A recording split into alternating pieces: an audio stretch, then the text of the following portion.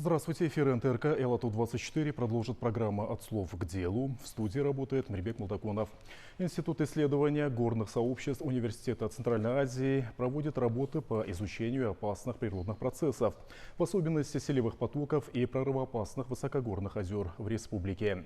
Такие работы проводятся в тесном сотрудничестве с Министерством чрезвычайных ситуаций. В этом году проводилось совместное детальное изучение озера Такыртыр в Чуйской области с целью выработки рекомендации по смягчению последствий прорыва, включая вертолетные облеты и полевые обследования. В этом году также при поддержке Всемирной продовольственной программы был выпущен атлас селей Кыргызской республики, в котором приведен обновленный каталог селеопасных рек, временных ручьев и сухих саев, по которым возможно прохождение селевых потоков.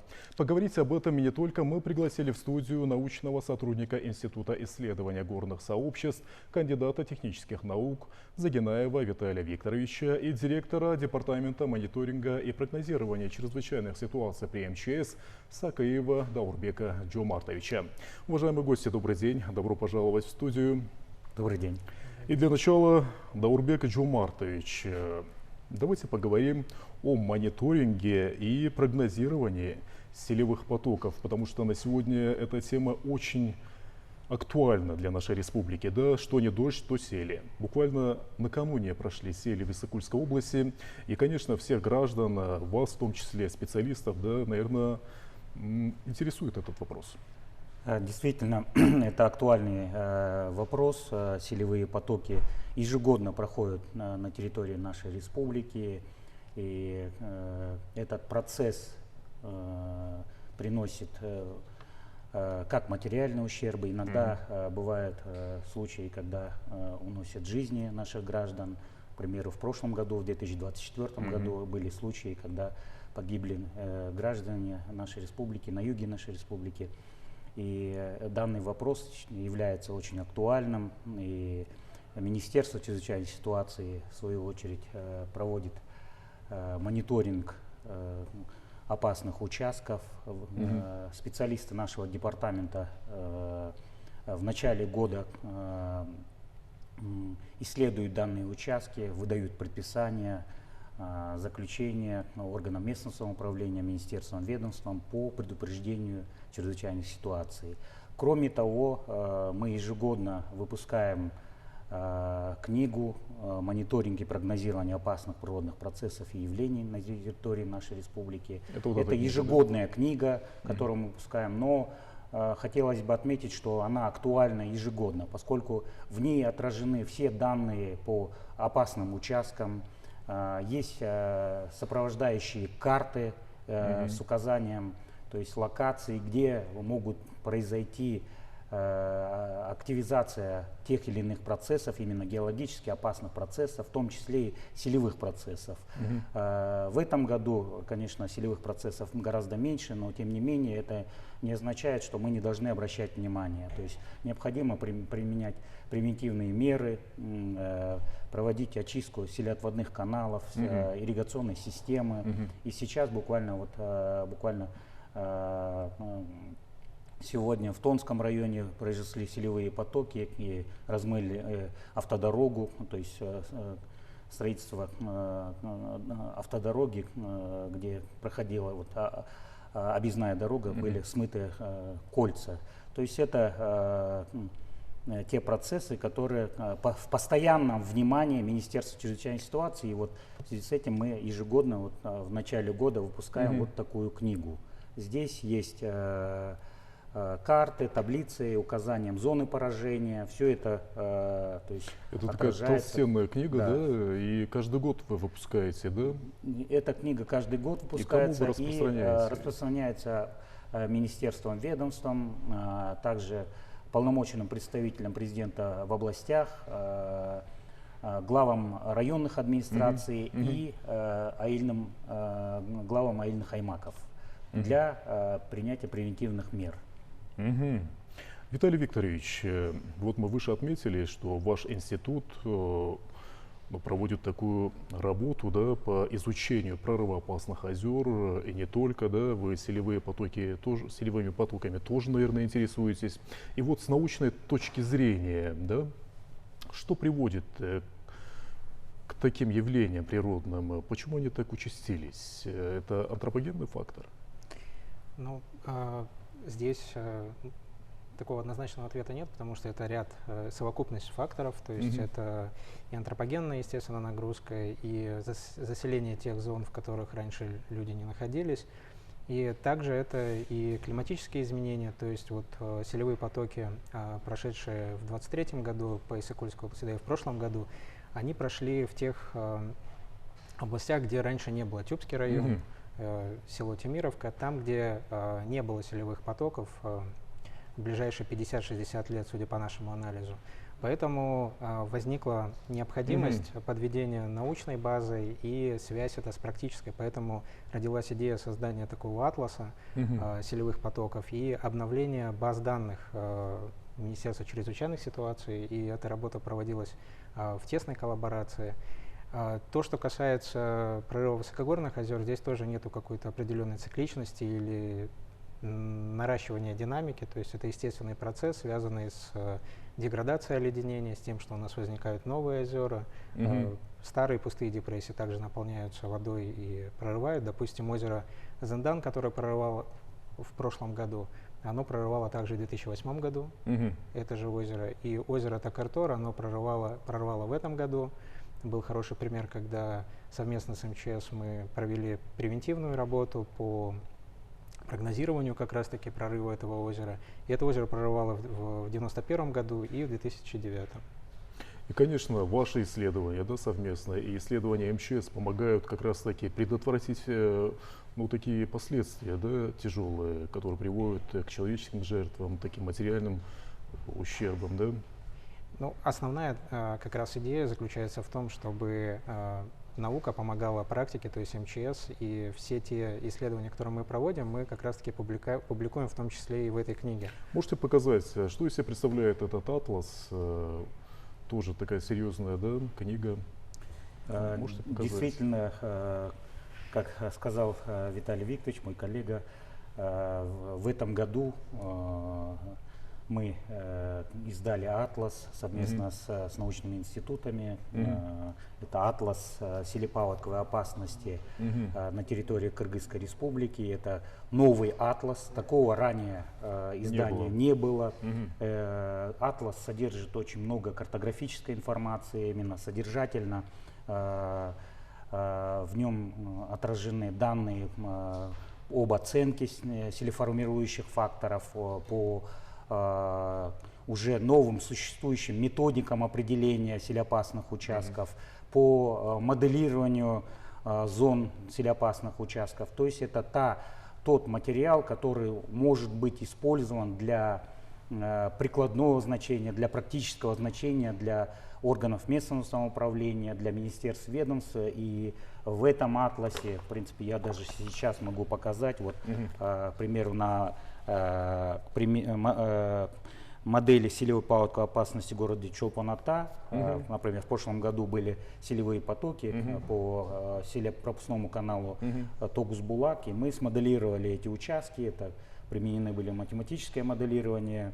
И, то есть это такой очень хороший материал, впервые выпущен Министерством чрезвычайной ситуации и научными институтами в тесной коллаборации, то есть и при поддержке странового офиса Всемирной продовольственной программы ООН и финансовой поддержки агентства по швейцарскому сотрудничеству, то есть швейцарского правительства. То есть это такой очень хороший научный материал, и он может быть широко использован как научными организациями, как государственными органами, так и будет полезен для широкого круга читателей, студентов, экспертов и всех желающих. И вот хочется узнать, да, насколько глобальное потепление, да, влияет на все эти процессы? Ну, насколько интенсивно? Потому что вы сказали, что идет деградация ледников, таяние ледников интенсивное, да, даже есть прогнозы, что к 100 году мы чуть ли не потеряем ну, большое количество, да, если не 100, то сколько процентов вы, наверное, сейчас скажете, да? Ну, здесь, конечно, научное сообщество, климатологи говорят о том, что в целом по Центральной Азии, по Кыргызстану есть температурные изменения, то есть повышение температуры на 1,2 градусов, и эти показатели могут увеличиваться. В целом мы можем говорить о тренде и эволюции увеличения количества чрезвычайных ситуаций, начиная с 1990 года. И на самом деле, если очень внимательно изучать эти статистические данные, то в целом тренд идет на повышение. То есть ежегодно количество чрезвычайных ситуаций связано с климатическими рисками, такими как селевые процессы, оползни, снежные лавины и, например, экстремальные погодные явления, метеорологические явления, не увеличиваются. Поэтому такие данные есть, но нужно их внимательно изучать, следственные связи, корреляцию с изменением климата, температурными какими-то трендами, увеличением количества осадков. Но в целом мы отмечаем, как Министерство чрезвычайной ситуации отмечает, что есть четкое увеличение роста количества чрезвычайных ситуаций. И вот здесь хочется задать вопрос, вот как приостановить, как, если не на 100%, но хотя бы минимизировать, да, вот такие природные явления, как сели, прорывы. Мы сможем как-то внести свою лепту на территории Кыргызстана? На сегодня этот вопрос остро обсуждается в мировом сообществе. Ну, как раз-таки в контексте изменения климата и появления новых зон, то есть расширения влияния селевых процессов, необходимо быть готовыми и применять митигационные мероприятия, то есть расчищать каналы и быть готовыми к селевым потокам. То есть и цель, допустим, таких публикаций, как «Атлас», это показать эти зоны, которые могут быть подвержены селевой активности, селевой опасности. Но в контексте изменения климата мы можем столкнуться еще с такими чрезвычайными ситуациями, которые пока не сильно у нас развиты. Это, допустим, оттаивание вечной мерзлоты и оползни, связанные с оттаиванием вечной мерзлоты.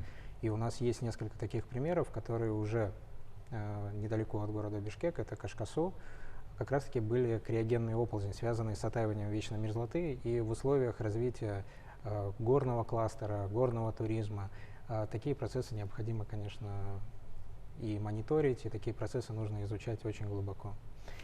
И вот экологи едины в одном, что хотя бы сажая деревья, да, мы можем как-то снизить температуру воздуха. Ну, вы знаете, здесь необходимо уже сейчас предусматривать адаптационные меры, митигационные меры, как сказал Виталий, и комплексные меры. Во-первых, это вот то, что вы говорите, это зеленые решения. Да, увеличение площади зеленых насаждений, сохранение лесов, лесного фонда на территории нашей республики, в целом сохранение водных ресурсов для последующего его использования. Да? И не только, но и серые решения. К примеру, серые решения тоже помогают очень хорошо сохранить ландшафты.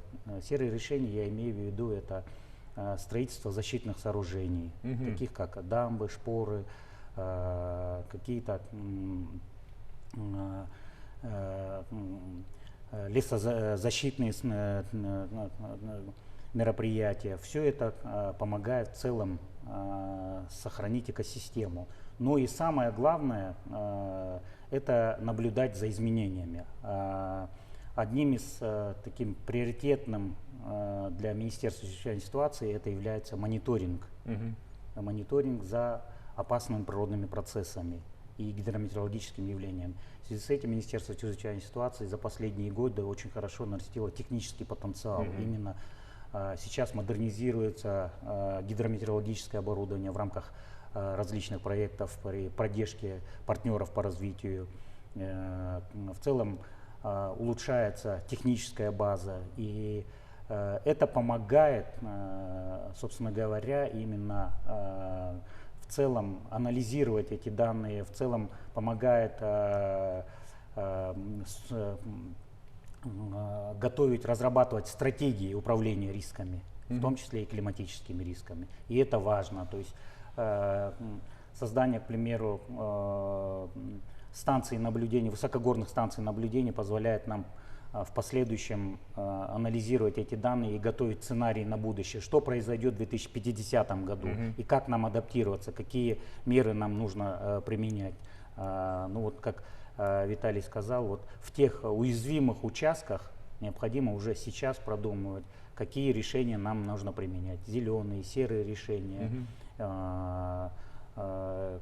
Ну и в целом очень тщательно подбирать, и сейчас, уже сейчас нужно нам об этом думать. Конечно. И много ли таких участков у нас, да, вот, которые подвергаются такому риску, да? Ну вот в Атласе у нас есть каталог селеопасных участков и селеопасных рек. И он насчитывает порядка 700 рек.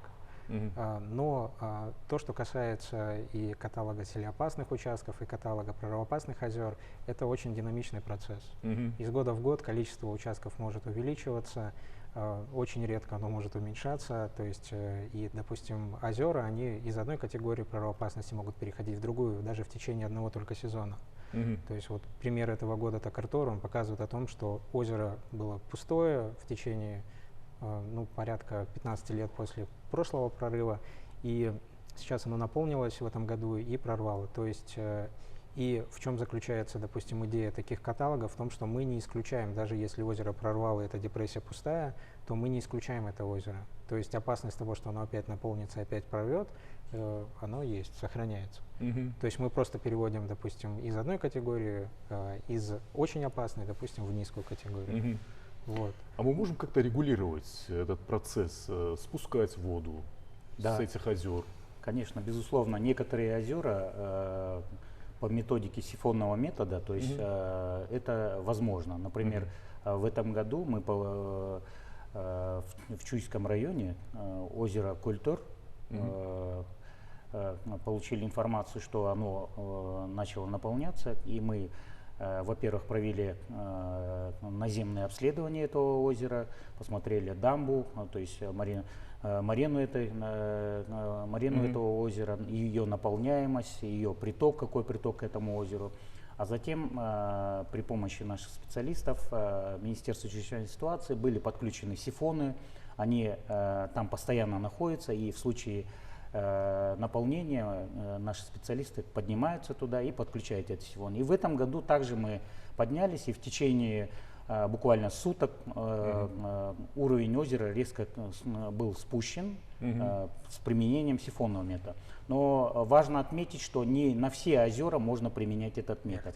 Бытует такое мнение у наших граждан, у некоторых блогеров, что почему Министерство чрезвычайной ситуации не на все озера применяет такие методы, то есть опорожнения. Такое невозможно, поскольку есть определенные характеристики, геоморфология озера, там, ее стока. Есть озера, когда они прорывают или имеют сток подземный. Там, где он подземный, это невозможно. А там, где есть поверхностный ток, как озеро Культур, это возможно сделать. Поэтому мы там, где это возможно, проводим такие превентивные меры по спуску и опорожнению озера, то есть уменьшению уровня озера.